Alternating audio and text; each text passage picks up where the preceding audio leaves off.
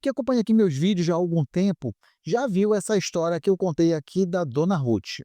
A Dona Ruth era uma senhora de mais de 70 anos de idade que estava tomando remédio da pressão e que não era hipertensa. Pois é, isso acontece.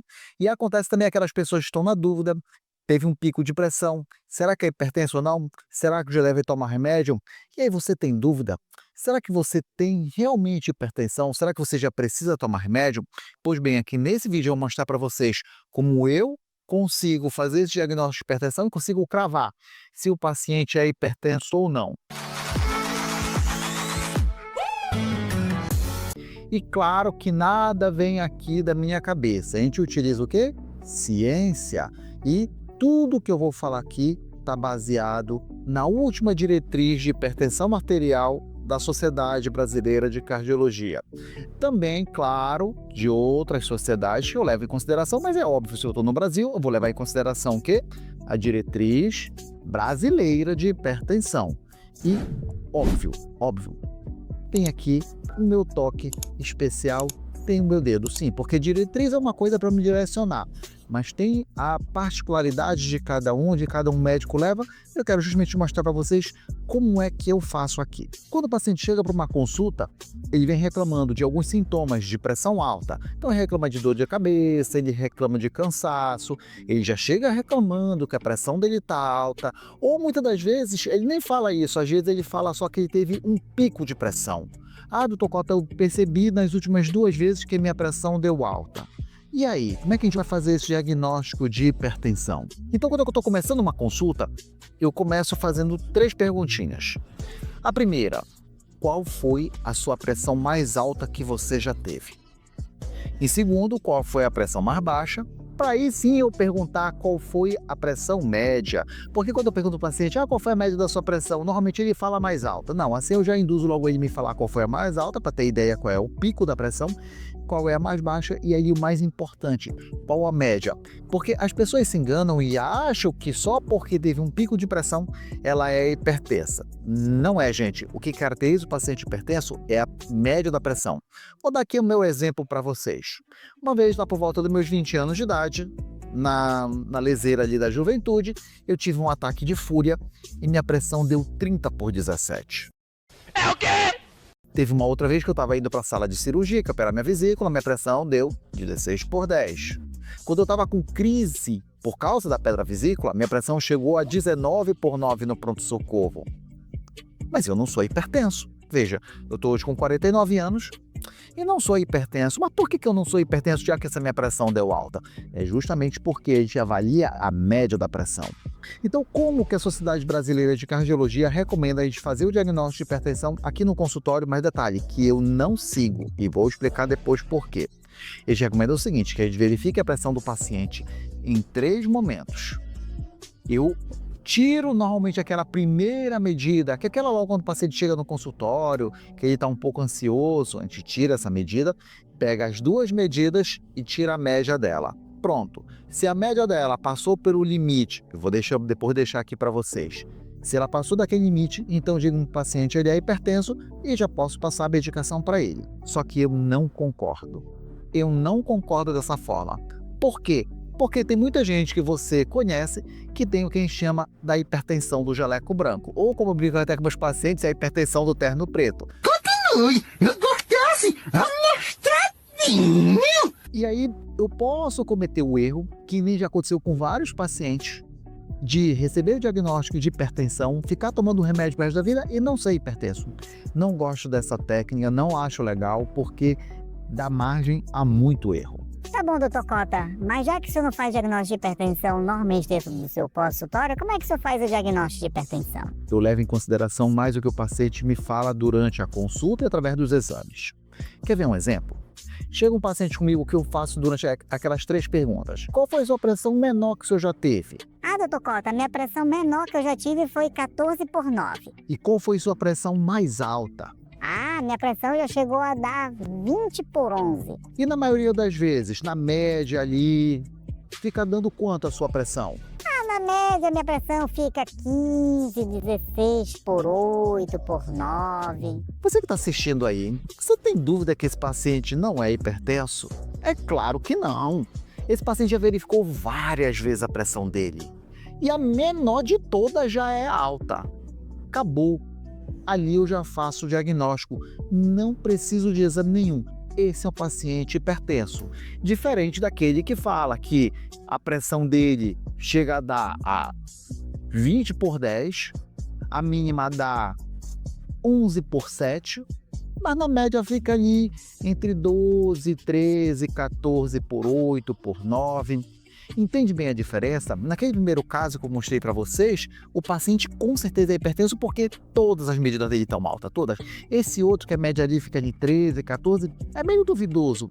É esse o paciente que vai cair no exame. E aí, claro, qual o exame considerado padrão ouro pela Sociedade Brasileira de Cardiologia para eu poder cravar se o paciente é hipertenso ou não? Acertou, miserável. Exatamente, mapa.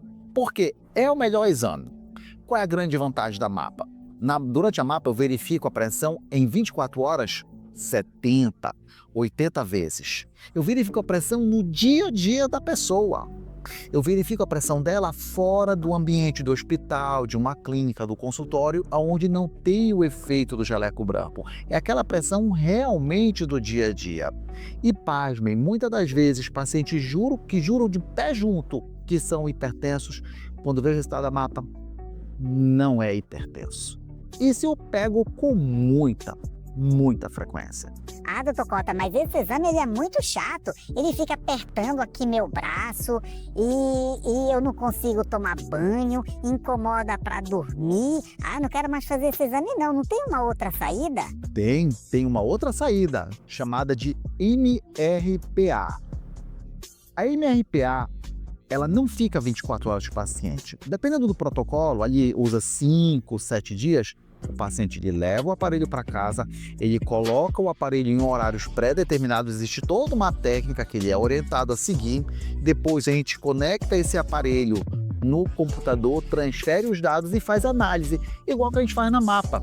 Só que agora, na MRPA, o paciente ele é orientado a verificar a pressão de manhã e no final da tarde. Ele não fica 24 horas com o aparelho, então antes dele sair para trabalhar, ele vai lá e verifica a pressão dele. Ele vai trabalhar, volta no final do dia, vai lá e verifica de novo a pressão dele. Ele vai fazer isso durante 5 ou 7 dias, dependendo do protocolo da clínica que ele adotou, e aí, com base nos dados que apareceram lá, eu vou poder fechar o diagnóstico se ele é hipertenso ou não, igualzinho a mapa. E aí você pode estar se questionando, mas será que isso aí tem validade? Tem, gente, isso tem validade, está lá pela Sociedade Brasileira de Cardiologia, é tão bom quanto a mapa. Agora, claro, mapa tem vantagens e desvantagens, MRPA tem vantagens e desvantagens. Então, por exemplo, qual é a vantagem da mapa? Eu sei sua pressão você dormindo. Independente daquelas pessoas que não têm um nível cognitivo muito bom, não tem problema, o aparelho vai ficar verificando a pressão sozinho. Eu tenho muitas medidas da pressão, eu avalio a sua pressão durante o seu dia a dia, você em casa, no trabalho, mas também tem inconveniente, como por exemplo, você não vai poder tomar banho. Tem um inconveniente que lhe perturba à noite, fica aquele negócio apertando no braço, às vezes pessoas com pele sensível acabam machucando. Claro que a gente pode trocar de braço para melhorar, mas realmente ele é um pouco incômodo. Já a MRPA, qual é a grande vantagem da MRPA? Você não atrapalha seu dia a dia. Você vai colocar naqueles horários pré-determinados, não vai machucar seu braço. Ele é tão eficaz no diagnóstico como a mapa, mas tem também os convenientes. Qual é o conveniente principal? Eu não vou ter sua pressão você dormindo. E muitas das vezes na mapa, quando eu vejo um aumento da pressão durante o sono, eu vou logo suspeitar de apneia do sono. Nesse caso eu não vou ter. Eu vou demorar mais tempo para fazer o diagnóstico, porque da mapa eu coloco o paciente hoje, amanhã quando ele tira o aparelho eu já tenho o diagnóstico dele, MRPA eu vou levar uma semana para poder dar o diagnóstico, então vai depender de caso a caso qual o exame que eu vou pedir para o meu paciente. E se perguntar para mim qual que eu prefiro mais, claro que eu prefiro mais a mapa, né? É uma coisa muito mais rápida, eu tenho várias medidas da pressão, mas tem situações, principalmente paciente muito idoso, que reclama muito, a MRPA cai muito bem. Mas, doutor Cota, e aquele negocinho de escrever no papel, anotar as pressões em casa que a gente leva? Isso aí serve para dar o diagnóstico de hipertensão? Serve. Esse papel que eu estou mostrando aí na tela para vocês, eu já fiz diagnóstico de hipertensão, não só fazer diagnóstico de hipertensão, mas eu gosto muito dessa técnica para poder fazer o acompanhamento do paciente. É aquele paciente que eu tenho certeza que ele é hipertenso. Então eu imprimo um papel, dou para ele, peço para ele ficar anotando a pressão, muitas das vezes ele já tem mesmo em casa, e aí ele começa com a pressão alta e vai caindo, caindo, caindo. Quando chega no final, a gente vê que o paciente já está com a pressão controlada. Se você for acompanhar esse que está aí na tela que eu estou passando para você, você pode ver que no começo a pressão dele está dando alta e quando chega lá no final a pressão dele já está dando 12/8, mostrando que realmente o tratamento que eu passei foi efetivo para o controle da pressão. Doutor Cota, eu já ouvi falar da medida da pressão central. O que o senhor acha sobre isso? É muito bom, porque veja só, não interessa para a gente saber como é que está a pressão do seu braço. Não tem utilidade nenhuma. Como é que é? Por que eu vou querer saber a pressão do seu braço? Você já vê alguém com a artéria entupida no braço? Mãe, então por que a gente pede para fazer? Porque a gente não tem como, quer dizer, não tinha como verificar sua pressão lá na sua aorta, que me interessa a sua pressão lá dentro do seu coração. É lá que me interessa. E agora nós já temos tecnologia para fazer isso, porque antes eu só conseguia saber sua pressão lá na sua aorta através de um cateterismo. E agora nós temos um aparelho que faz a avaliação da pressão central. Então, nesse ponto ele é interessante, existem situações bem definidas que eu acho que não vale a pena nesse vídeo, só vai ficar muito longo, mas assim, não é que ele faz o diagnóstico de hipertensão, mas ele ajuda em alguns detalhes, principalmente paciente idoso, aquele paciente está com a pressão ali muito no limite, a gente não sabe se vale a pena ou não entrar logo com um medicamento.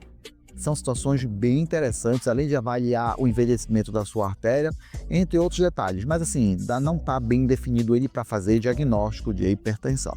Agora eu quero ver, coloca aí nos comentários. Algum médico já fez isso aí com você? Já teve todo esse cuidado? Porque tem que ter cuidado. Não é tão simples. Chegou o paciente comigo no consultório, minha pressão está alta, toma aqui remédio para pressão. Não, não. Isso aí não precisa nem ser médico para fazer. O leigo consegue fazer, o cara do balconista da farmácia consegue fazer. Então o que eu faço é dar a convicção, dar a certeza que meu paciente é hipertenso, se ele precisa de remédio ou não, porque vamos combinar, é muito chato você ter que ficar tomando remédio pro resto da vida, né, sem você realmente ter necessidade. Então, assim, eu tomo muito cuidado quando eu vou dar o diagnóstico de hipertensão. Eu só vou dar o diagnóstico quando eu tenho certeza. E falando em certeza, eu tenho certeza que você gostou do vídeo porque você chegou até aqui. Então, poxa, dá uma ajuda aí, dá um like que isso ajuda aqui o canal demais. Seria uma troca de gentileza. Eu dou aqui um pouco do meu conhecimento, você dá aí seu like, a sua inscrição para continuar recebendo vídeos que nem esse, de fácil entendimento, com uma pitadinha de humor e, claro, sempre baseado em dados científicos, no que falo as grandes sociedades de cardiologia do mundo e nada que eu fico inventando aqui da minha cabeça.